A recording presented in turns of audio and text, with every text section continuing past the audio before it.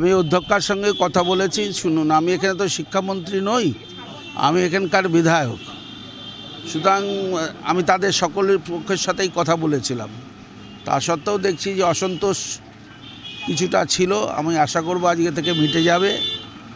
আমি কলেজের শিক্ষিকা শিক্ষক সকলের সাথে কথা বলেছি। ভেতরে যারা ছাত্রছাত্রী ছিল তাদের সাথেও দেখা করলাম। এখানে খুব পরিষ্কার যে ছাত্রীরা নিজেরা ভালো করে পড়াশুনো করুক। সরকার সবসময়ই চেষ্টা করছে কী করে শিক্ষার উন্নতি ঘটানো যায়।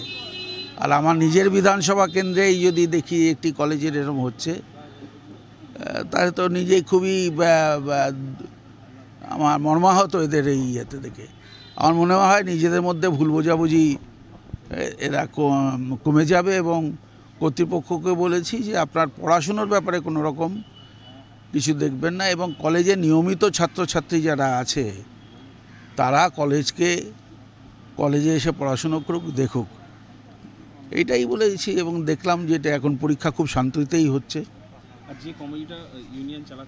না, আমি দুটো জিনিসই ভেঙে দেবো। একটা হচ্ছে গভর্নিং বডির ভেঙে দেবো, আর শর্মিলা মিত্র গতকাল যে কমিটি চালাচ্ছিল সেটাও ভেঙে দিয়েছে।